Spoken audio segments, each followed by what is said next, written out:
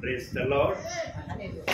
प्रभूच्या नावाला तुम्ही की देव बाप्पाने पुन्हा एकदा आपल्या परिवाराची भेट घेण्यासाठी आपल्या सेवकाला आत्म्याच्या प्रेरणेने पुन्हा एकदा आपल्या परिवारात आणलेला आहे. आणि माझा विश्वास आहे प्रियांनो, कारण मी इतकं कॉन्फिडेंटली जर बोलतो ना तर माझ्याजवळ तो कॉन्फिडेंट देणारा देव आहे. आणि मी थोडी बहुत तयारी करतो मेसेजची, असं नाही की मी तयारी करत नाही, परंतु माझ्यापेक्षा जास्त तयारी पवित्र आत्मा करतो. आणि पवित्र आत्मा ज्या ठिकाणी निश्चितपणे एकदम चांगल्या भाषेमध्ये आपल्याला कळविणार आहे. मी थोडी बहुत तयारी केली, पवित्र आत्मा त्याच्यापेक्षा अधिक आपल्याला द्यायला समर्थ आहे. म्हणून देवाचा गौरव करण्या अगोदर आपण प्रार्थनेने या भक्तीची सुरुवात करू. आणि आज आपल्यासाठी छकुलीताई प्रार्थना करतील.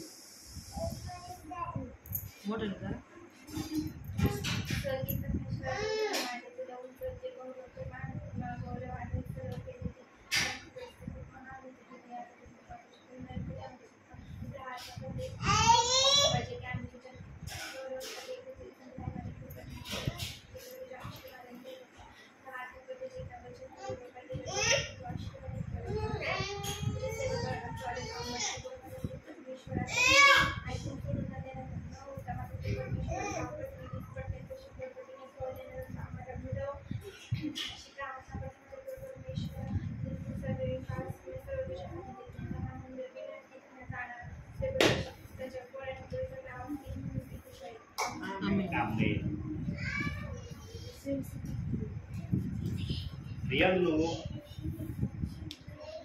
जीवनामध्ये देवामध्ये राहून देवाच्या संगतीत चालणं यासारखा मोठा आशीर्वाद देवाच्या नजरेमध्ये कोणताच नाही.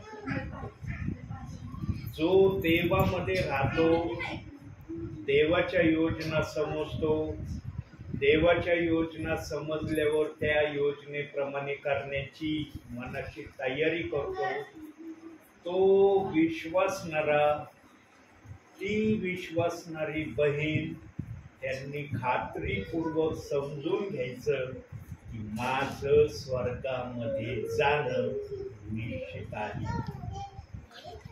आणि त्या प्रियजनांना हे शब्द लागू व्हायला पण हरकत होत नाही.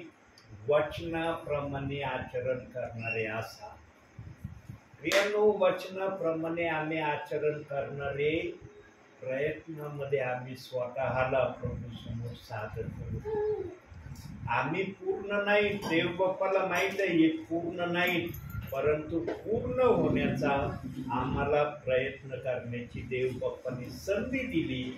आणि या पूर्ण होण्याच्या मार्गामध्ये आम्हाला यशस्वी होता यावं म्हणून बायबल आमचं सहाय्यक आहे. बायबल शिवाय आम्हाला आमच्या प्रभू येशू ख्रिस्ताच्या नावामध्ये सक्सेस होता येणार नाही. आम्ही आमच्या बुद्धीने, आमच्या ज्ञानाने, आमच्या कर्तृत्वाने कधीही देवाच्या राज्यामध्ये सफल होणार नाही. वचनाचा आधार जर आमच्या जवळ नाही, समजून घ्यायचा आम्ही कधीच जीवनामध्ये प्रभूमध्ये सफलतेच्या वाटेवर चालणारे, विश्वासणारे होणार नाही. आणि देव बाप्पाने हे बायबल विशेष कारणास्तव आमच्यापर्यंत दिलेला आहे.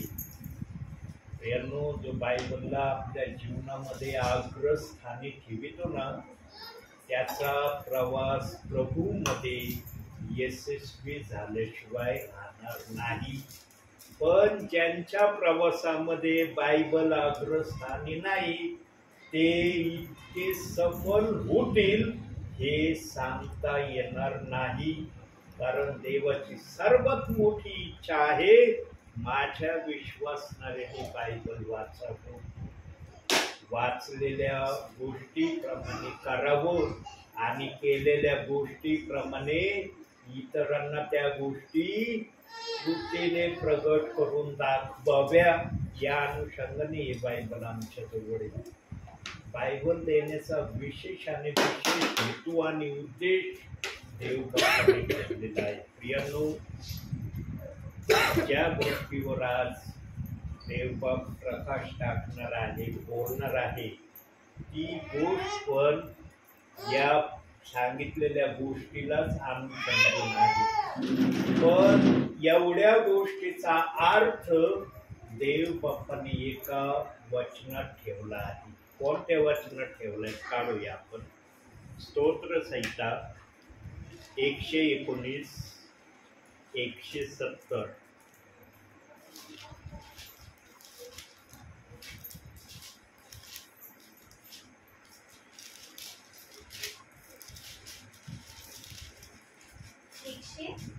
एकोणीस 170. माझी विनंती तुझ्या पुढे येऊ, तू आपल्या वचनानुसार मला मुक्त कर. प्रियांनो, अनेकांच्या विनंत्या देव बाप्पापर्यंत सादर होत नाही किंवा देव बाप्पापर्यंत त्या विनंत्या पोहोचल्या जात नाही. कारण सैतानाने आपले कट्टर दुरात्मे आकाशामध्ये ठेवलेले आहेत. महाकट्टर असे दुरात्मे आकाशामध्ये जसं विमान किंवा हेलिकॉप्टर आकाशामध्ये फिरतं, त्याप्रमाणे हे दुष्ट आत्मे आकाशामध्ये घिरट्या घालत आहेत. आणि त्यांच्या घिरट्या घालण्यामागं एकच उद्देश आणि कारण आहे की जे प्रभूच्या इच्छेप्रमाणे करीत नाही, प्रभूच्या योजनेप्रमाणे वागत नाही, त्यांच्या प्रार्थना अडवायच्या. पण ज्यांच्या प्रार्थना अग्नीने भरलेल्या आहेत, त्यांच्या जवळ देखील फिरकायचं नाही, असाही आदेश सैतानाने दुष्ट आत्म्यांना देऊन ठेवलाय.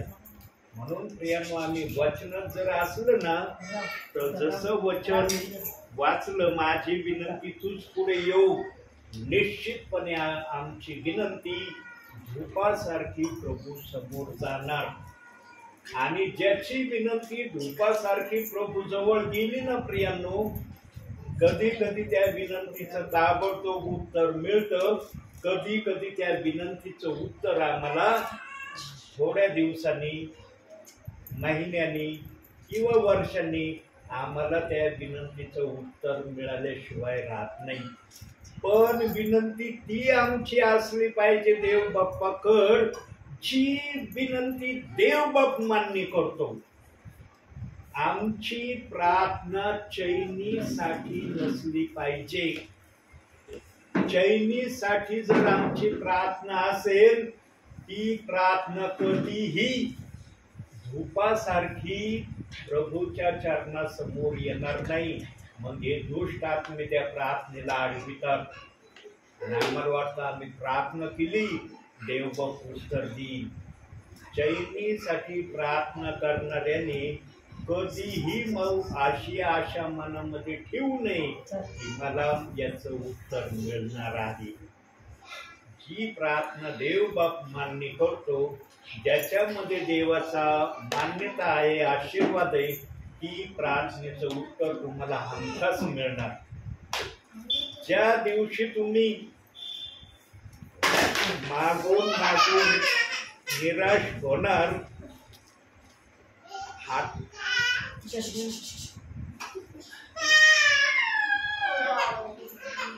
हताश होणार, त्या दिवशी समजून घ्यायचं तुमची प्रार्थना देव बाप्पांनी मान्य केली, त्याचं उत्तर मिळणार. म्हणून मी बायबल कॉलेजला असताना एक पुस्तक खरेदी केलं होतं. त्या काळामध्ये 15 रुपयाला पुस्तक खरेदी केलं होतं आणि स्तुतीवर आधारित ते सगळं पुस्तक होतं. स्तुती कशी करायची, आराधना कशी करायची, या संबंधाने ते सर्व पुस्तक होतं. आणि त्या पुस्तकामध्ये एक वाक्य होतं, ते आजपर्यंत माझ्या ध्यानात आहे. जेव्हा तुमची निराशा हद्दीच्या बाहेर जाईल, जेव्हा तुमचे सगळे प्रयत्न समाप्त होतील, तेव्हा प्रभूचं कार्य तुमच्यासाठी सुरू होईल. आता शब्दच्या त्या लेखकाने ज्या प्रकारे ते वाक्य लिहिलं होतं, ते वाक्य मला शब्द बोलता येत नाही, पण अशाच अनुषंगाचं ते आधारित वाक्य होतं. तुमचे सगळे प्रयत्न हारले म्हणजे देव बाप्पाचे प्रयत्न तुमच्यासाठी सुरू होतील. अशा काही अनुषंगाचं ते एकच वाक्य होतं. आणि जेव्हा मी ते वाक्य वाचलं, इतका मी त्या वाक्याने आशीर्वादित झालो प्रियानो बायबल कॉलेजमध्ये. त्यानंतर माझ्या जीवनामध्ये जी पण प्रार्थना मी देवबाप्पाकडे करायला लागलो बायबल कॉलेजमध्ये, देवबाप मला त्याचं उत्तर देत राहायचं. आणि मला देवबाप्पाने तिथूनच खात्री दाखवली की माझ्या दासा, तुझ्या प्रार्थनेकडे माझं लक्ष आहे. यानो आमच्या विनंतीकड, आमच्या विनवणीकड देवबाप्पाचं लक्ष जर असलं ना, करोडो दुष्टात्मी उद्या सैतानाचे काही करू शकणार नाही. पण आमच्या विनंतीकड, प्रार्थनेकड देवबाप्पाचं लक्ष नसलं ना, मग समजून घ्यायचं आमची प्रार्थना आमच्यासाठी आशीर्वादाचं कारण होईल, याची शाश्वती देता येत नाही. म्हणून इथं त्या वचनात हेच सांगितलंय, माझी विनंती तूच पुढे येऊ, तू आपल्या वचनाप्रमाणे मला मुक्त कर. यानो देवबाप आपल्या विश्वासणाऱ्यांना शारीरिकरित्या, आत्मिकरित्या मुक्त करण्याचीच अपेक्षा ठेवतो. पण देवबाप पण ज्याला अशा प्रकारे मुक्त होण्याची इच्छा आहे, त्याच्याकडून स्तुती आराधनेची अपेक्षा करतो. मागील संदेशात सांगितलं होतं, 24 तासामध्ये 5 मिनिटं फक्त स्तुती देवबाप्पाची करा. देवाला गौरव द्या, देवाचे महिमा वर्णा, देवाची आराधना करा. 5 मिनिटाचा वेळ तुम्ही या गोष्टीसाठी द्या. यांनो काही विश्वासणारे ब्रदर सिस्टर आजही 5 मिनिटं देवभक्ताची स्तुती आराधना करतात. यांनो येथील बागेत आधार याच्यासाठी देवभक्तांनी घडवलं होतं, बनवलं होतं. आज काही विश्वासणारे प्रार्थना जरूर करतात, प्रार्थनेशिवाय कुणीच राहत नाही, पण स्तुती आराधनेमध्ये काही विश्वासणारे आता थंडावायला लागले. काही विश्वासणारे स्तुती आराधना देव बाप्पाची करत नाही. स्तुती आराधनेमध्ये वेळ देण्यासाठी त्यांच्या जवळ वेळ राहिलेला नाही. काही जण तर इतकी शॉर्ट आणि स्ट्रिक्ट प्रार्थना करायची तयारी दाखवतात. प्रियांनो, 2 मिनिटाच्या आत प्रार्थना समाप्त होईल याची जास्तीत जास्त तयारी विश्वासणारे आजच्या समयात करत आहे, त्यांचा मला अनुभव होईल. यांनो, कधीही जीवनामध्ये मी पवित्र आत्म्याच्या प्रेरणेने मागं सांगितलंय, आजही पवित्र आत्मा सांगत आहे, 2 मिनिटाची प्रार्थना करणारे विश्वासणारे कधीही देवासमोर स्वतःला सादर करू नका. देवाला गौरव देण्यासाठी 2 मिनिटाचा वेळ आहे तुमच्या जवळ. बाकीच्या गोष्टींसाठी तुमच्या जवळ किती वेळ आहे? यांनो, मनोरंजनाच्या गोष्टी, इतर गोष्टी याच्यासाठी आम्ही घंटे वेळ देतो, पण देवासाठी आम्हाला फक्त 2 मिनिटाची प्रार्थना. 2 मिनिटाची प्रार्थना असली ना, आम्हाला खूप आवडते ती प्रार्थना. आणि 10 मिनिटाची असली, मग 10 मिनिटाची म्हणल्यावर मग आम्हाला ती कंटाळादायक वाटत. यांनो येशू ख्रिस्त पहाडावर जाऊन घंटे गुडघ्यावर प्रार्थना करायचा, घंटे करायचा. तो असं 2 मिनिटाची प्रार्थना करायला नव्हतं जात पहाडावर. बघा पुरावा बघू आपण जरा वचनातून. मार्कुस वर्तमान 1 अध्याय 35 वचन बघा बरं. मग तो सकाळी मोठ्या पहाटे उठून बाहेर गेला व रानात जाऊन प्रार्थना केली. पहाटे उठून रानात डोंगरावर गेलं आणि त्याने उजेडेपर्यंत प्रार्थना केली. भोरच्या समयाला येशू ख्रिस्त जायचा पहाडावर. आणि भोरचा समय कोणता आहे माहितीये? पहाट 3चा टाइम हा भोरचा समय असतो. त्या टाइमला आमचा येशू जायचा तर कमीत कमी 5-5:30 पर्यंत उजडत नाही. आता जसा दिवस लहान होईल 6-6:30 जरी वाजले तरी उजेड होणार नाही. पण मोठा दिवस असल्यावर 5-5:30ला उजडतं. येशू ख्रिस्त उजडेपर्यंत देवाच्या सानिध्यामध्ये राहायचा. आणि जी येशूची प्रार्थना योहान 17व्या अध्यायात दिली ना, ती प्रार्थना तो देव बाप्पाकडे करायचा. आणि देव बाप्पाला सांगायचा, ही जी मी प्रार्थना केली हेच माझं अन्न आहे आणि याच अन्नाला मी रोज प्रतिदिवशी घेत राहीन. यांनो येशू ख्रिस्त जे विश्वासणारे येशूकडे येणार होते त्यांच्यासाठी येशू ख्रिस्त मध्यस्थी प्रार्थना करायचा. आणि बोलताना म्हणायचा, माझ्या इच्छेप्रमाणे होऊ देऊ नको तर तुझ्या इच्छेप्रमाणे होऊ दे. पण काही जण फक्त येशू ख्रिस्त गेतसेमने बागेमध्ये येशू ख्रिस्ताने तो शब्द उच्चारला तेवढा शब्द ते धरतात. येशू ख्रिस्ताने गेतसेमने बागेमध्ये जो शब्द उच्चारला तेवढाच एक शब्द येशू ख्रिस्ताने आपल्या प्रार्थनेत उच्चारला असं नाही. जेव्हापासून सेवा आरंभ केली येशू ख्रिस्ताने वयाच्या 30व्या वर्षापासून 3.5 वर्षाच्या कालावधीमध्ये जे विश्वासणारे येणार होते प्रभूला ऑलरेडी माहित होतं कोण येणार आहे माझ्याकडे. जे येणार होते ना त्यांच्यासाठी तो देव बाप्पाकडे प्रार्थना करायचा आणि म्हणायचा, तुझ्या इच्छेप्रमाणे होऊ दे. मी जरी विनंती तुला करतोय ना, पण तुझी इच्छा असली तर असं होऊ दे, तुझी इच्छा नसली तर होऊ नको देऊ. म्हणून डोंगरावरलं वचन ज्यांनी ऐकलं काही जण निघून गेले. ते म्हणले, फार कठीण वचन सांगितलं आम्हाला, हे वचन आमच्याच्यानी पाळलं जाणार नाही. येशू ख्रिस्त म्हणला, ठीक आहे, तुम्हाला मान्य नसलं तर तुम्ही जाऊ शकता. लगेच गेले, थांबलेच नाही.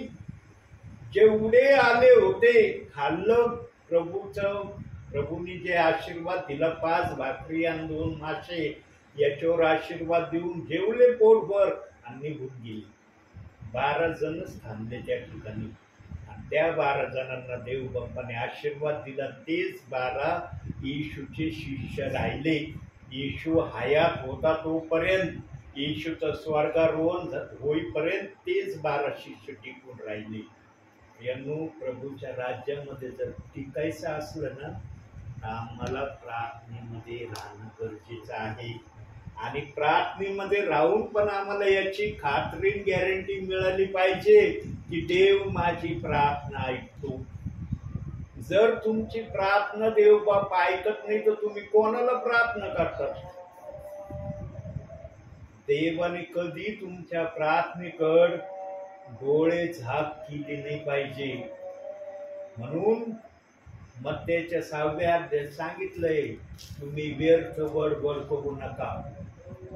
प्रार्थनेला व्यर्थ बडबड हे पण नाव दिलंय देव बाप्पाने. व्यर्थ बडबड म्हणजे काय? आम्ही जे देवाला मान्य आहे ते न मागता आम्ही इतरच मागत राहिलो ना आणि त्याच्यातच वेळ घालवीत राहिलो, त्याला देव बाप म्हणतो व्यर्थ बडबड. पण जर योग्य रीतीने आम्ही देवाकडे मागत राहिलो ना, मग ती प्रार्थना किती वेळाची असली ना, देव बाप त्याला व्यर्थ बडबड नाही म्हणत. आणि येशू ख्रिस्त डोंगरावर जाऊन देव बाप्पाकडे घंटो न घंटे प्रार्थना करत होता. म्हटलं का येशू ख्रिस्ताच्या प्रार्थनेला येशू ख्रिस्त व्यर्थ बडबड करत होता डोंगरावर. म्हणून काही जणांनी ना प्रार्थनेला एकदम शॉर्ट मध्ये 2 मिनिटाची प्रार्थना फार उत्तम हे नाव दिलंय. 2 मिनिटाच्या प्रार्थनेने देवबाप कधी संतुष्ट होत नाही. देवबाप पण म्हणत असं, माझ्या विश्वासणाऱ्याला माझ्यासाठी फक्त 2च मिनिटाचा वेळ आहे का? 2 मिनिटापेक्षा अधिक माझ्या विश्वासणाऱ्याला माझ्याशी बोलण्याची इच्छा नाही. यांनो, आम्ही प्रार्थनेचा कंजूसपणा कधीही केला नाही पाहिजे. तुम्ही 24 तासात एकदा प्रार्थना करा, पण अशी प्रार्थना करा की तुमचा आत्मा, तुमचं हृदय त्या प्रार्थनेने संतुष्ट झालं पाहिजे. तुमचा आत्मा हृदय जर संतुष्ट झालं ना प्रियांनो, समजून घ्यायचं प्रभू तुमच्या प्रार्थनेने खुश झाला, प्रसन्न झाला. मग किती वेळ तुमचा प्रार्थनेत गेला याच्याकडे लक्ष देऊ नका. आत्मा जोपर्यंत तुम्हाला प्रार्थना करण्याची प्रेरणा देईल, तुम्ही जरूर प्रार्थना करा. आत्मा बेशिस्तपणे प्रार्थना कधी करून घेत नाही. काही जणांना वाटतं, काही जण बेशिस्तरीतीच्या प्रार्थना करतात. कधीच आत्मा बेशिस्तपणाची प्रार्थना आपल्या विश्वासणाऱ्याकडून करून घेणार नाही.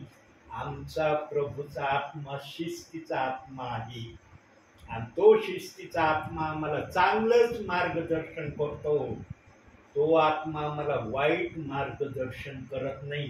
पण जे वचनाप्रमाणे चालत नसतील, वचनाप्रमाणे प्रभू बरोबर त्यांची संगती नसेल, त्यांना ती प्रार्थना फार जड वाटते. म्हणून 2 गोष्टींमध्ये या वचनाला मी देवासमोर प्रगट करण्याचा प्रयत्न केला. वचनाच्या पुराव्यासकटच त्या 2 गोष्टी मी ठेवल्या. पहिली गोष्ट पाहू त्यातली स्तोत्रसंहिता 19:8. आमची विनंती देव बाप्पाने ऐकावी. या अनुषंगावर 2 विनंत्या आहेत. पहिली विनंती, परमेश्वराची विधी सरळ आहे, ती हृदयाला आनंदित करीतात. परमेश्वराच्या आज्ञा चोख आहे, ती नेत्रांना प्रकाश देते. परमेश्वर आमचा सरळ आहे प्रियांनो. आम्ही जर प्रभूमध्ये आलोत ना, प्रभूवर विश्वास ठेवलाय ना, आम्ही सरळ नाही. जो पण विश्वासणारा प्रभूकडे येतो ना, तो त्यावेळेला सरळ नसतो. पण जेव्हा प्रभूवर तो विश्वास ठेवतो, तेव्हा देवबाप त्याला हळूहळू सरळ करण्याचा प्रयत्न करतो. आणि सरळ होण्यासाठी आमच्यामध्ये ऐकण्याची कुवत असली पाहिजे, आमच्यामध्ये नम्रता असली पाहिजे आणि आम्ही सांगितलेल्या गोष्टीप्रमाणे करण्याची तयारी दाखवणारे असलं पाहिजे. तर आम्हाला सरळ होता येईल. आमच्यामध्ये जर या तयारी आम्ही ठेवल्या नाही, तर आम्ही कधीही वचनात राहून सरळ होऊ शकत नाही. वचनात राहून बघा, काही जण आज प्रभूमध्ये आहेत, पण काही जण इतकं बेशिस्तरित्या वागतात ना, मी डोळ्यांनी पाहिलंय प्रियांनो. फक्त चर्च पुरतं थोडीशी नम्रता दाखवतात. चर्चच्या बाहेर गेले ना, विसरून जातात की आम्ही चर्चमध्ये काय ऐकलं, काय आम्हाला आज उपदेश आला, काय ध्यानात ठेवत नाही. जे त्यांचं रोजचं वागणं आहे त्याप्रमाणे वागतात. प्रभूमध्ये राहून प्रियांनो असं बेशिस्त रीतीचं वागणं कधीही करू नका. आमचा प्रभू बेशिस्तीचा नाही, आमचा प्रभू शिस्तीचा आहे आणि आम्ही पण शिस्तीचे व्हावे म्हणून इथं शब्द आलाय, परमेश्वराचे विधी सरळ आहेत.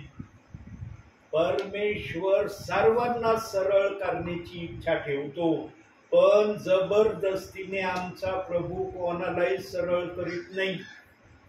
ज्याला खरोखर सरळ व्हायचा असेल तो सरळ झाल्याशिवाय राहणार नाही.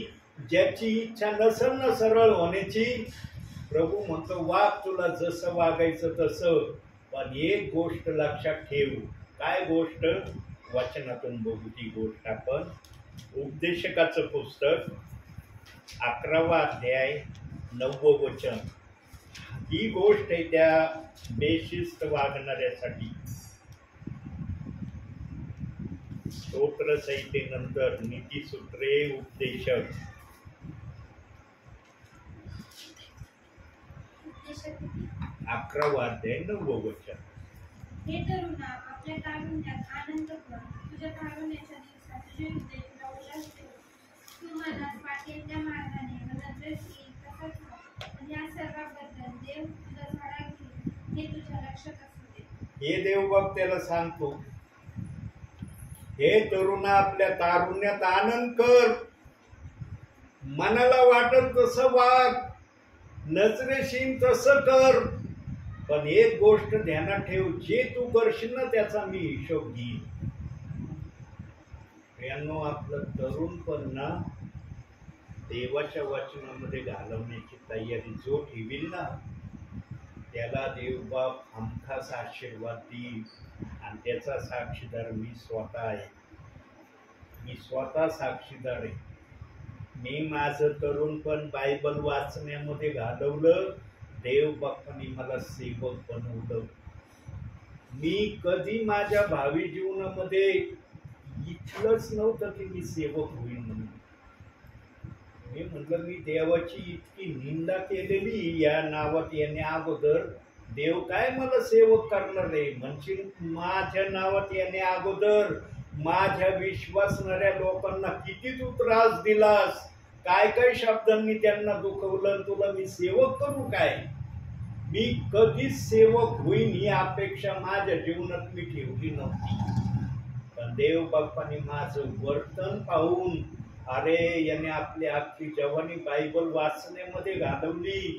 लोक मोज मजा हा सर्व गोष्टी करतात, बगीच्यात जातात, पिक्चर बघतात, काय काय करतात. पण यांनी त्या गोष्टी केल्या नाही. माझ्या वचनात हा राहिला म्हणून देवाने मला सेवा करण्याची संधी दिली. आणि ती पण संधी मला उतर वयात मिळाली. सेवा करण्याची पण संधी मला उतर वयात मिळाली. यानो, जो जसं वागतो ना तसाच त्याला आशीर्वाद मिळतो. म्हणून आता आमच्या बहिणीने जे वचन वाचलं ना, हे तरुण, आपल्या तारुण्यात आनंद कर. मी माझ्या तारुण्यात देव बाप्पाचं वचन वाचण्याचा आनंद केला. म्हणून देवाने मला त्याचा सेवक होण्याचा अधिकार दिला. यांनो, याच्यासारखा मोठा आशीर्वाद भावी जीवनामध्ये कोणताच नाही. काही जणांना धनवान होण्यामध्ये आशीर्वाद मानतात. धनवान होण्यामध्ये कधीही आशीर्वाद तुमच्यासाठी नाही. धनवान व्यक्तीसाठी देव बाप्पाने आदर्शाचे वचन बायबलमध्येच ठेवलेले नाही, जे मी तुम्हाला वारंवार दाखवले. यानो, एखाद्याला सुईच्या नाड्यातून जाणं सोपं आहे, पण धनवानाला त्याच्यातून जाण्याची पण संधी नाही. तो त्याच्यातूनही जाण्यास योग्य नाही. म्हणून प्रियांनो, धन तेवढंच आपल्या जवळ ठेवा जेवढं देवाने तुम्हाला द्यायचं ठरवलं आहे. त्याच्यापेक्षा अधिक मिळवण्याच्या नादी कधीही स्वतःला त्याच्या मागं चालण्यासाठी प्रवृत्त करू नका. देवाने जेवढं दिलं ना त्याच्यामध्ये खुश राहा, आनंदी राहा. देवबाप एक ना एक दिवशी तुमची उन्नती केल्याशिवाय राहणार नाही. आणि बायबलमध्ये काही सेवकांचे प्रमाण दिलेत. सर्वात मोठं प्रमाण योबासारखं नाही. योबाचं नाव देव बाप्पाचा आत्मा हर प्रकारे आपल्या विश्वासणाऱ्यांना कळवतो. योबासारखा धीर आमच्यामध्ये उत्पन्न करा.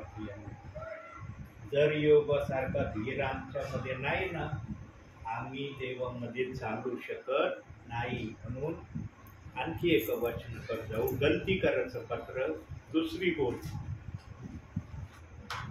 5वा अध्याय 25वं वचन.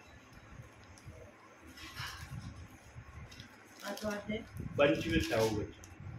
आपण जर आत्म्याच्या सामर्थ्याने जगतो तर आपण आत्म्याच्या प्रेरणेने चालावे. आपण आत्म्याच्या प्रेरणेने चालावे. किती जण आज आत्मेच्या प्रेरणेने चालले? किती जणांना म्हणता येतं आत्मा माझ्या जवळ आहे? ज्यांनी जी पण देवाविरुद्ध अपराध केलाय, देवाविरुद्ध वागले, त्यांना या समयामध्ये देवाकडून क्षमा मिळवून घेण्याची शेवटची संधी आहे. हा अंतिम समय अतिशय महत्वाचा समय आहे.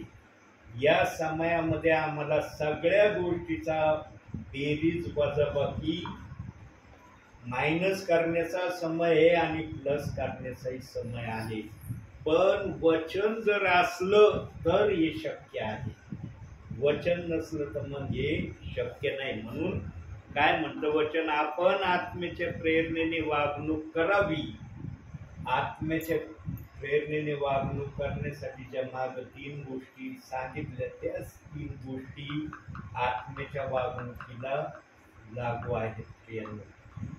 3 गोष्टीशिवाय देवबाप 4थ्या गोष्टीला कधीही आपल्या विश्वासणाऱ्यांना कळवित नाही. प्रियांनो, 3 या शब्दामध्ये आणि 7 या शब्दामध्ये देवबापाने फार मोठे आपले रहस्य लपवून ठेवलेले आहे. जेव्हा जेव्हा आत्म्याला योग्य वाटेल तेव्हा तेव्हा ते रहस्य देवबाप प्रगट करतो. का बरं 3ऱ्या दिवशी येशू ख्रिस्त मरणातून उठला? मेल्यानंतर पहिल्या दिवशी येशू ख्रिस्त उठू शकत नव्हता का मरणातून? 3ऱ्या दिवशी देवबापाला उठण्याची काय इच्छा झाली? त्यांनो 3 दिवसाच्या अगोदरपर्यंत मत्तेच्या पुस्तकामध्ये सांगितलंय, येशू ख्रिस्त आधो लोकांमध्ये गेला. जे निजलेले आहेत प्रभूमध्ये त्यांच्या भेटी घ्यायला येशू ख्रिस्त गेला. आणि मग सांगण्यात आलंय की येशू ख्रिस्त मेल्यावर अनेकांच्या कबरा उघडल्या गेल्या. येशूच्या मरणानंतर ताबडतोब काहींची खडगी उघडली आणि येशू ख्रिस्त जेव्हा धरतीच्या पोटामध्ये गेला तेव्हा तो स्वतः त्या कब्रस्थानामध्ये गेला. जे प्रभूमध्ये प्रामाणिकपणे निजलेले आहेत त्यांना प्रभूने जाग केलं. म्हणून 3 दिवसाचा वेळ प्रभूला लागला. प्रभूने जर हे कार्य मरणानंतर केलं नसतं ना तर प्रभू एका दिवसात मरणातून उठू शकत होता. 3ऱ्या दिवशी उठण्याचं हे कारण आहे. म्हणून 3ऱ्या दिवसाला बऱ्याच गोष्टी 3ऱ्या दिवसाविषयी सांगितल्या. बघा, काही जण म्हणतात 72 तासाचा उपवास धरा. माझ्या तरुणपणामध्ये मला बऱ्याच पालकांनी सांगितलं 72 तासाचा उपवास धरा. 3 दिवसाचे निरंकार मी उपवास धरले प्रियांनो माझ्या जीवनात. किती धरले मला आठवत नाही, पण मी धरले. पाणीच पिलो नाही 3 दिवस. मी अजिबात पाणी पिलो नाही. काही देवाचे सेवक मला म्हणायचे तुमचे आतडे असे पिळले जातील म्हणे, तुम्ही पाणी पिले, जेवण जेवले ना त्या आतड्यांमध्ये जेवण जाणार नाही, असा पिळा बसन तुमच्या आतड्यांना. मी म्हणलं कस काय पिळा बसन? मी उपास कोणाच्या नावाने धरले? हौशीसाठी मौशीसाठी उपास धरले का? माझ्या देवाच्या गौरवासाठी मी उपास धरले. 40 दिवस जर मोशे पर्वतावर पाण्याविना अन्नाविना राहू शकला, मी 3 दिवस राहू नाही शकत का? मला 72 तास राहता येणार नाही, मोशे 40 दिवस राहिला. यांनो, जे देवासाठी तळमळीने करतात ना देवबाप त्याला सहाय्यता करतो. मला कधीच असा अनुभव आला नाही अरे मी पाणी नाही पिलो आणि जेव्हा मी तो उपास सोडायला बसलो मला त्रास झाला किंवा जेवण जेवत असताना मला काहीतरी वेदना जाणवल्या. अजिबात नाही. मला असं वाटायचं जणू काय मी उपासच धरलेली. जसा रोज जेवण करतो तसा माझा उपास मी प्रत्येक वेळेला सोडला. प्रियांनो, तुम्हाला अगदी खरं सांगतो, आता उतर वयात आलोय मी, पण तरुणपणाचा अनुभव माझ्या जवळ आहे. कारण जो करतो ना तोच बोलतो. जो करत नाही त्याला बोलताच येत नाही. पवित्र आत्मा कस काय बोलायला लावेन? तू केलंच नाही, कशाला सांगतोय यांना? तुझ्या आडातच नाही, काय यांना द्यायला निघालास तू? आडात पाहिजे अगोदर, तर पावरेत येतं. यांनो, मी नेहमी हे उदाहरण वाक्य का ठेवतो? कारण माझ्या जीवनात मी प्रभूसाठी खूप जाळा खाल्ल्या. इतक्या जाळा खाल्ल्या ना प्रियांनो, फार मला त्रासही झाला त्या गोष्टीचा. कधी कधी मला पण अनुताप झाला, अरे मी देवाचं एवढं गौरव कशासाठी करतो? लोक मला नावं ठेवतात, इथपर्यंत मी देवाचं गौरव कशासाठी करतो? कधी कधी अनुताप पण झाला मला. पण माझा राग देव बाप्पाने त्यावेळेला समजून घेतला, की रागाच्या भरातही नंतर मी पुन्हा जे करायचं तेच करायचो. प्रियांनो, देवाच्या वचनामध्ये इतकी गोडी, इतका आशीर्वाद आहे प्रियांनो, जो कशामध्ये पण आशीर्वाद नाही. फक्त आमच्या बरोबर आत्मा पाहिजे. आत्मा जर असला तर ही गोडी आम्हाला दिसून येईल. आत्मा नसला ना, आम्हाला ती गोडी कधीही आमच्या जीवनात अनुभवायला मिळणार नाही. आणि आत्म्यापासून आम्हाला दूर करणारी फक्त एक गोष्ट आहे. शेवटी ती गोष्ट दाखवतो आणि या ठिकाणी थांबतो. कोणती गोष्ट आहे? वचनातून बघूया. स्तोत्रसंहिता 119:37. या गोष्टीपासून जर विश्वासणाऱ्याने स्वतःला आलिप्त ठेवण्याचा प्रयत्न केला ना, निश्चित ते यशस्वी होतील. 37 का? हो. निरर्थक गोष्टी पाहण्यापासून माझी दृष्टी वळीव, तुझ्या मार्गात मला नवजीवन दे. निरर्थक गोष्टी, पहिली निरर्थक गोष्ट होती वेगळी, पण आता निराळीच गोष्ट आमच्या जवळ आलेली आहे. आणि ती गोष्ट प्रत्येकाजवळ आहे आज.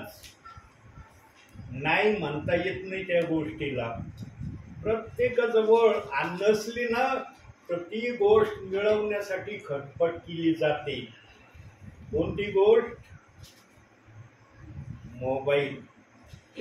मोबाईल चांगलं पण आहे, मोबाईल वाईट पण आहे. मोबाईल चांगलं सुधरवू पण शकतो आणि मोबाईल आम्हाला बिघडवू पण शकतो. यांनो, असे किती आहेत काही जणांचे मोबाईल विषयी, त्यांना मोबाईल शिवाय 1 सेकंद दूर राहत नाही. 1 सेकंद जर त्यांच्याजवळ मोबाईल नसला ना, त्यांना करमत नाही. अशी आदत लागते कधी कधी मोबाईलची. मोबाईलला तेवढंच वापरा प्रियांनो, जेवढं वापरणं आवश्यक आहे, आणि त्याच्यातून तेच मिळवा जे प्रभूसाठी उपयोगी आहे. मोबाईलमध्ये सर्व काही आहे. मोबाईलमध्ये कोणती गोष्ट नाही अशी नाही प्रियांनो, सगळ्या गोष्टी आहेत मोबाईलमध्ये. पण आम्ही त्याच गोष्टी मोबाईलच्या घ्यायच्या ज्या आमच्या भावी जीवनासाठी उपयोगाच्या आहेत. मनोरंजनाचे साधनं तर मोबाईलमध्ये भरपूर आहे. इतके मनोरंजनाचे साधनं आहेत, पण मी एकही मनोरंजनाच्या साधनाचा वापर नाही करत. व्हॉट्सअपसाठी आणि बातम्यांसाठीच मी मोबाईलचा जास्तीत जास्त उपयोग करतो. आणि कधी मध्ये स्टेटससाठी. माझं फेसबुक बंद आहे, इंस्टाग्राम बंद आहे, ओपनच मी केलं नाही. कारण इंस्टाग्राम आणि फेसबुकला मला ते चालवताच येत नाही. 1-2 जण मला म्हणले तुम्हाला शिकवू आम्ही. म्हणलं नको, मला त्याच्यात वेळ जाईल, माझा शिकण्यामध्ये वेळ जाईल आणि शिकल्यावर ते करण्यामध्ये वेळ जाईल. जो वेळ माझा तिकडं जाईल ना, तो वेळ मी इकडं बायबलसाठी दिला तर तो उपयोगाचा राहील. म्हणून प्रियांनो, व्हॉट्सअप आणि थोडं बहुत स्टेटस एवढंच मी मोबाईलचं, आणि एक रेकॉर्डिंग करण्याचं एक जे मला शिकवलंय ज्या बहिणीने, एवढ्याच गोष्टी मी मोबाईलचे शिकलो. बाकी मला काहीच मोबाईलचं एवढं माहिती नाही. मी माहिती करून घ्यायचा प्रयत्न पण केला नाही. जे माझ्या बुद्धीला योग्य वाटतं त्याच्यासाठी मी प्रयत्न जरूर केले. निरर्थक गोष्टी पाहण्यापासून जो स्वतःला आवरेल ना, त्याच्याजवळ पवित्र आत्मा आल्याशिवाय राहणार नाही. पण हे इतकं सोपं विधान नाही, जितकं सोपं विधान बायबलमध्ये लिहिलंय देवबाप्पाने. त्याच्यासाठी जीवाला मारावं लागतं, आपल्या हौशी मौशीला थांबवावं लागतं. यानो इतकं सोपं नसतं या गोष्टी करणं. निरर्थक या गोष्ट शब्द देवबाप बोलला, पण जेव्हा ती कृती देते ना तेव्हा नाही जमत. त्याच्यासाठी आत्मा असलं तरच करणं शक्य आहे. आज काही जण व्यसन करतात. का व्यसन सुटत नाही त्यांचे? का सुटत नाही? काही जण मला म्हणले, आम्हाला अशी आदत लागली व्यसनाची, आमच्याच्याने ती सुटू शकत नाही. का नाही सुटू शकत? कारण तुम्ही त्याच्यावर जास्त प्रेम करता जितकं प्रेम देवावर करणं योग्य आहे. देवाला बाजूला ठेवतात, त्याला ज्यादा प्राधान्य देतात. जे व्यसनाला प्राधान्य देत नाही ना, देवाला प्राधान्य देतात, त्यांची व्यसन सुटतात. आणि त्याचं उदाहरण नीतीची एक बहीण आहे, 30 वर्षाची मिसरी एका सेकंदात त्या बहिणीची सुटली. एक प्रार्थनेने मिसरी सुटली. आणि युट्यूबला त्या बहिणीचा संदेश आहे. त्या बहिणीने स्वतः साक्ष दिली की माझी मिसरी कशी सुटली आणि काय प्रयत्न केले मी त्या मिसरीला सोडण्यासाठी, आणि कोणत्या हद्दीपर्यंत ती बहीण मिसरी लावायची ते देखील त्या बहिणीने त्यांच्या शब्दात सांगितलंय.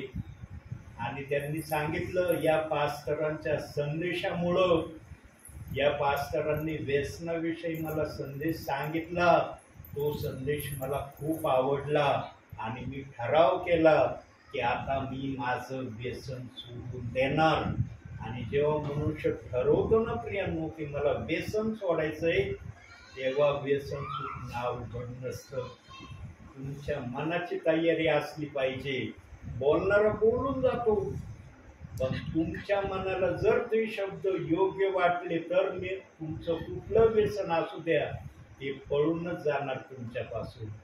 पण याच्यासाठी आमच्या मनामध्ये देवाचं वचन असणं गरजेचं आहे.